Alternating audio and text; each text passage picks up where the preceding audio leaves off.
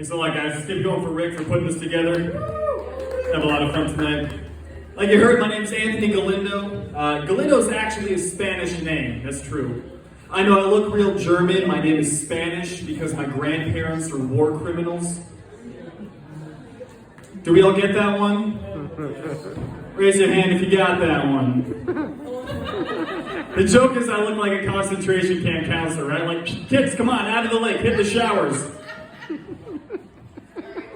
It's cool to be here, man. This is cool. There was a drag show before. That's pretty radical. I like a bar that's super LGBTQ plus friendly. I do. Because personally, I can really relate to lesbians, you know? Because in high school, I also wanted to be just one of the guys, you know? Come along. Oh yeah, man. The other day, a good friend of mine, he used a term that I haven't heard in a long time. He said the word gaydar. Have we all heard of that before? Gaydar? If you're not familiar, it just means like the intuition the straight guy has when he thinks another guy might be gay. And you know, I don't think we need that term anymore. It's pretty outdated. Maybe 30, 40 years ago it was valid terminology, but in today's enlightened society, I don't think we really need it anymore. You know, people can be open to do whatever they want. Like, are there a bunch of guys sitting at the bar and one of them goes, "Don't look now"? I think that guy over there might be gay.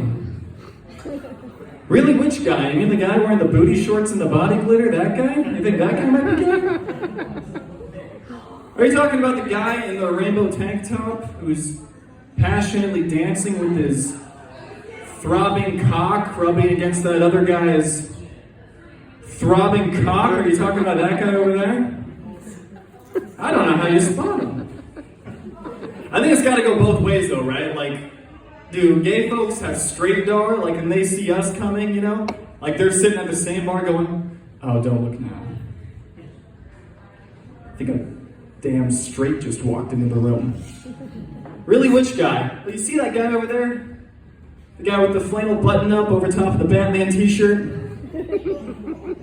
Oh yeah, you mean the guy with the can of Miller Lite in one hand and another can of Miller Lite in the other hand? You talking about that guy?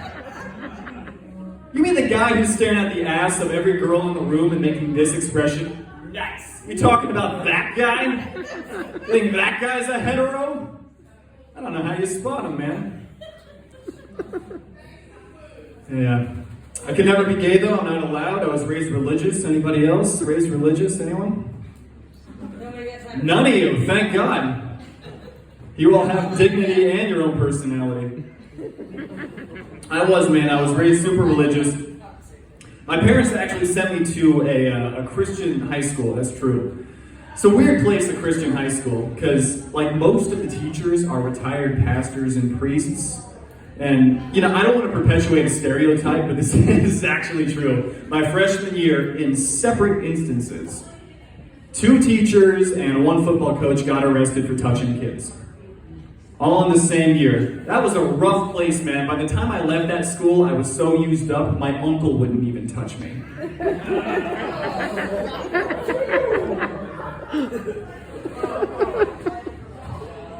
Speaking of touching kids, did anybody grow up Catholic? Catholics saying we got one, maybe one in the back, okay. This is absolutely true. You could like Google this. Like 15 years ago, the Catholic Church had a big sit-down at the Vatican because they needed to do something about the pedophilia problem. Somebody proposed a one-strike policy. 1 strike! You touch 1 kid, you're out. You don't get to be a priest anymore. And they voted it down. That seems like a no-brainer to me, where they sit around the table going, 1 strike seems a little stringent, don't you think? You're not gonna touch 1 kid? What are we, Mormon? Live a life.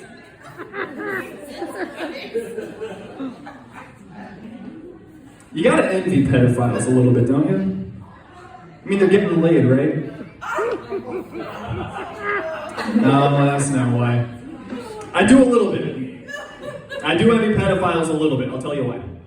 I can't stand kids. They're loud, they're messy, they're obnoxious. I don't want to be anywhere near them. I would love to be on that list where by law they have to stay 100 feet away from me at all times. The irony is, to get on that list, you gotta get really close to them.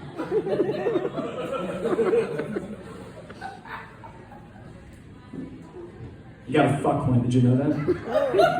Ugh, yuck. It's gross, man. I don't like kids, man.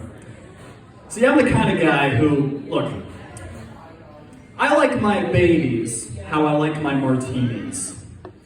Shaken.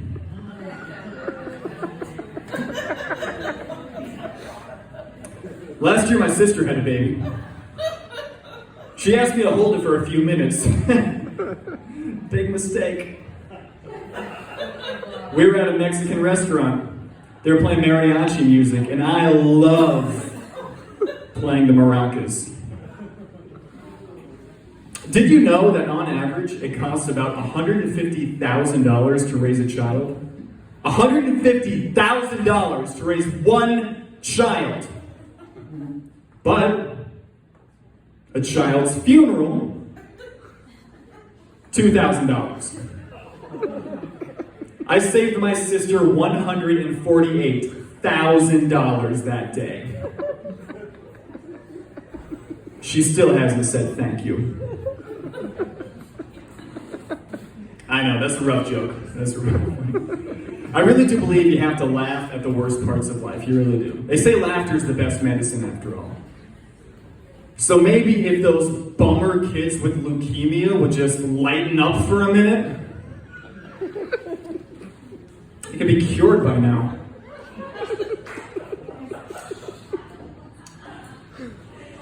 My family and I don't get along perfectly. They're still pretty mad that I killed my niece in that last joke. That's actually true. We've had a lot of differences, but I've realized that life is short. You know, my relatives aren't getting any younger, neither am I, so it's best to mend some of those fences. And I'm actually celebrating some. I'll share it with you guys. Last weekend, I spoke with my grandfather for the first time in over 5 years. How about that? It was a really big moment. I really appreciate that. Seriously, that means a lot. I guess that Ouija board was a great investment after all. Grandpa was a hell of a guy. He was. He was a veteran of the Second World War. You know, when I was little, he would put me on his knee and tell me all his old war stories, but it was so hard to understand the guy through his thick German accent. I didn't see him a whole lot growing up because flights to Argentina are just so damn expensive. And for those of you who didn't put it together earlier, that's why I have the Spanish name. I was born in Canada, so I love hockey. Both of my parents were born in Arlington, so I'm a little bit racist. Just a little bit. Just a little bit. We have Arlington up front. Just a little bit. Yeah, you're not going to say it till the end of the set. It's going to get better. We have to smoke. Do it inside like it's the 80s. I fucking will. Don't tempt me. I know, you're still living in the past dementia. All right, so... Denny's, we used to be able to. Is that the guy who took your virginity? Fuck you, that was funny. You'll never know. I don't want to. Oh gosh, the first guy to give her vagina pimples, that's horrifying. What was I talking about? Arlington? There we are. Arlington. Just a little bit racist, man. Arlington's a bananas place. Not many regions let you vote Democrat and have sex with your cousin. That's a wild place to be in. I'm kidding, they don't, I'm joking. They don't vote Democrat in Arlington. There's one. I drove through it. I saw one Prius in a driveway. All the neighbors were standing on the porches going, "Dadgum, hippie mobile." Voting for Joe, whatever the fuck. This poor guy, his whole house was covered in toilet paper and busted eggs. Kids on bicycles were riding by like a drive-by, man. It's like the Tupac and Biggie war all over again. Bananas, man, Arlington. I know what you're probably thinking. Incest, cousins, but Anthony. Didn't you just say both of your parents are from Arlington? I know what I said. I don't have these 2 belly buttons for nothing. I'd show them off to you, but I've always had like body confidence issues. I'm super skinny. I'm ruin your day at the beach skinny. I look like God slapped me together out of old coat hangers and chewing gum. Ladies, I'm gonna warn you. All right, I'm so bony, making love to me is like getting humped by a Ziploc bag filled with Legos. You're gonna wind up with some bruises. I know my face looks like a guard at Auschwitz. My body looks like an inmate.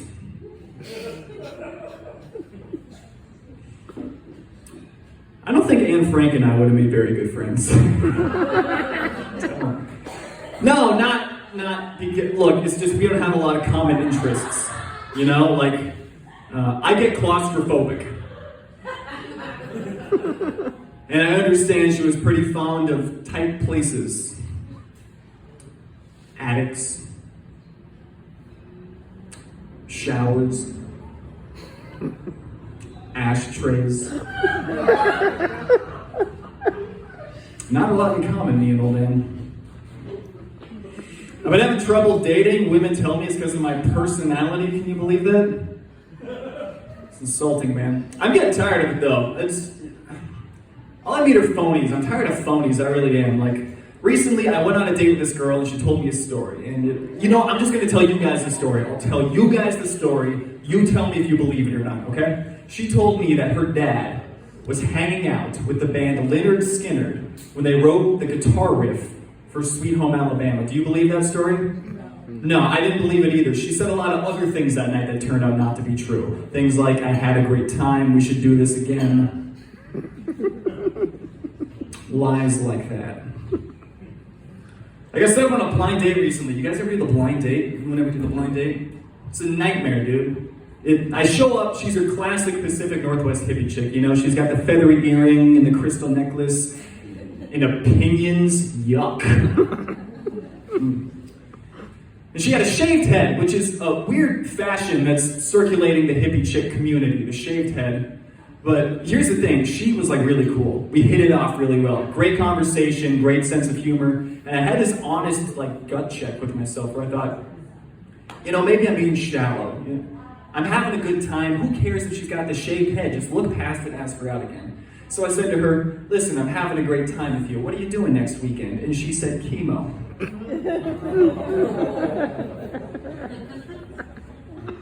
A while back, a good friend of mine came to me and she said, Anthony, we've been friends for a long time. I think I might be developing some feelings for you.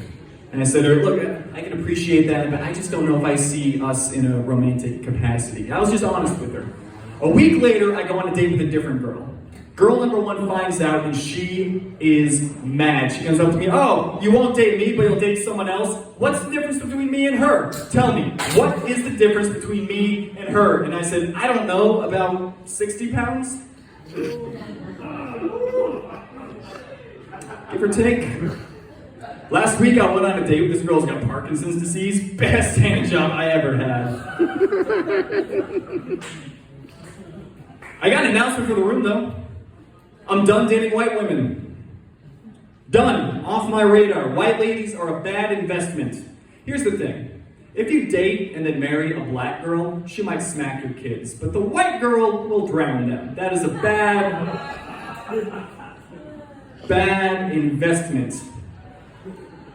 I told that joke one time, and when I got off stage, a white girl marches up to me and goes, that joke was racist. I said to her, I don't think that's your line. I pulled Home Depot paint swatches out my back pocket like, we're the same shade, bitch. You don't get to cherry pick. Oh, man. I do have something that I want to run by the ladies in the room. This is true. Right now there's a TV commercial going around. And it's for a women's deodorant. And the whole selling point is that it is, quote, the only women's deodorant that is safe for both underarms and private parts. Now, ladies, my question is, do you buy 2 sticks? Or do you just double dip the chip? Because that just seems like you're spreading around the yeast. You don't want that. Is a stick of roll-on deodorant the best way to freshen up?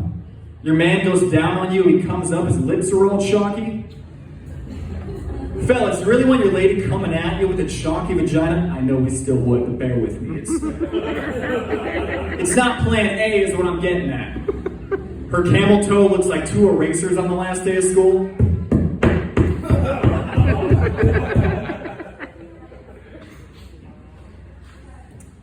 Now, I know some of my jokes might make me look like a raging misogynist. I understand that. I'm not, though. I'm not. Actually, I want to highlight a big achievement for women. This is actually true. You can Google this right now. Any fans of monster trucks in the room? Any monster truck fans?